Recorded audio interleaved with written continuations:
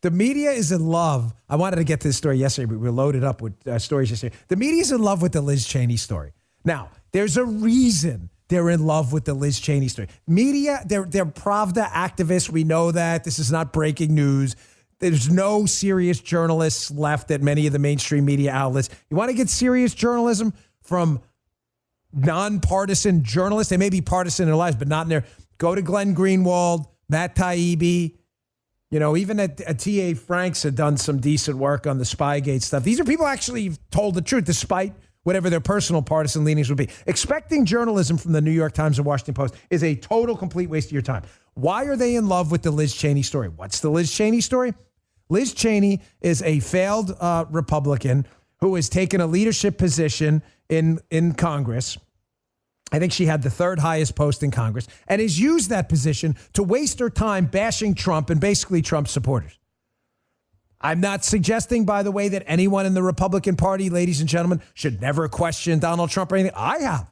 There were policies the Donald Trump administration engaged in I didn't agree with, and I said it on the show. Some of you didn't like it. That's okay. I will never lie to you. But that's not what Liz Cheney did.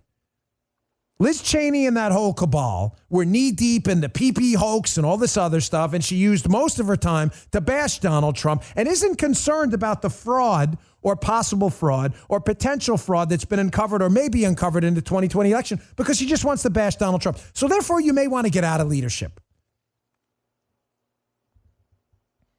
Here's Liz Cheney yesterday, who, again, despite what I just told you, the immigration crisis, the inflation crisis, the spending crisis, the STEMI crisis, the weakness crisis, the Israel crisis, the school crisis, and the coronavirus crisis, Liz Cheney has one goal. You have to fix this?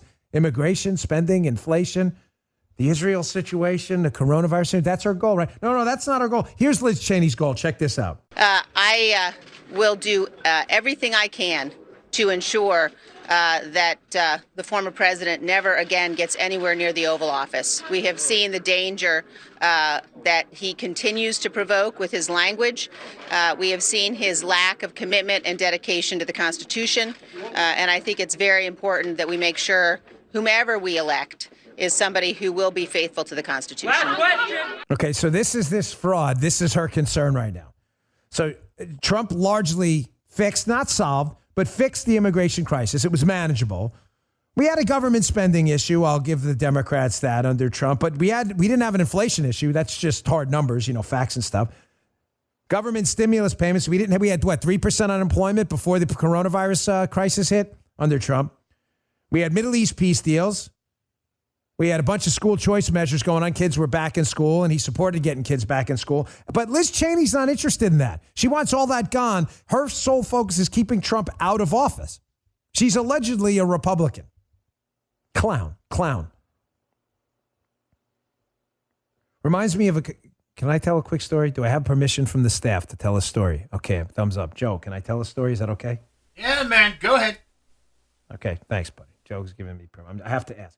So when I was working a shift at the White House one day, one of the VP guys, the vice president, they're not at the White House all the time, so you don't see him. He came up to me, and we were just chatting a little bit. We probably shouldn't have been, but I was chatting with him. Still have my eyes on the target, like this, right? But he said to me that Dick Cheney, when he was the congressman from Wyoming, Liz Cheney's dad, that he used to go knock on doors in Wyoming, to run for office and say, hey, I'm running for office. My name is Dick Cheney. Keep in mind, he's the incumbent congressman. He was a congressman for a while there.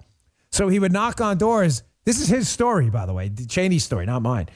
He would tell it publicly. I'm not sharing state secrets. He would tell the story at events. But it goes to show you, the whole Cheney crew here. And Dick Cheney would knock on the doors and say, hey, I'm running for office for Congress. My name is Dick Cheney. And the people would answer the door, and they would say, oh, good, you're running for Congress. That guy we have now is like a real tool. It was him. His story, not mine. His story. That's his story. So the media loves Liz Cheney now, despite calling her dad a war criminal, drawing cartoons with him with fangs and blood on his face. Dick Cheney, war crime. But now they love her. Why? What are the two reasons? Well, number one, it's a distraction from the immigration, government spending, inflation, stimmies, weakness, and school closure crisis Joe Biden's going through right now. We could just talk about the crisis in the Republican Party instead. There's no crisis. Nobody likes Liz Cheney. There's no crisis. Here's Liz Cheney. Here's everyone else. There's no crisis. It's not, here's a circle of Liz Cheney supporters. Here's the circle. Here's the circle of Liz Cheney supporters. Here's the circle of everyone else. There's no crisis. But the media loves it because they don't have to talk about the immigration, stimmies, spending, weakness, Israel, school closures, and everything else crisis going on under Biden. They get to waste their time talking about Republicans.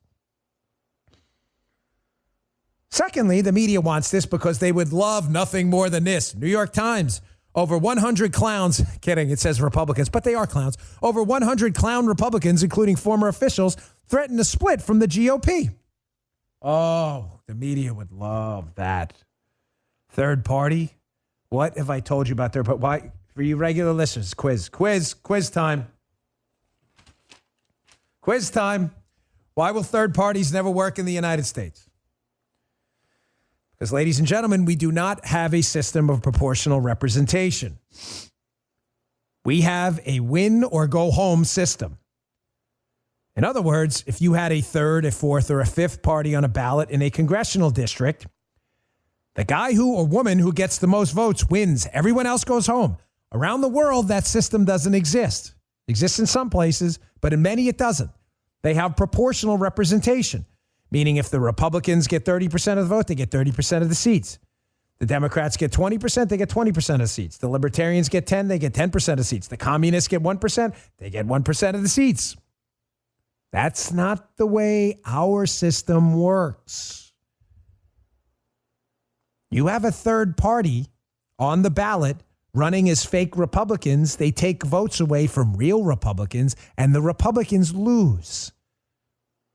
There's no second place. There's no silver medal. There's no bronze.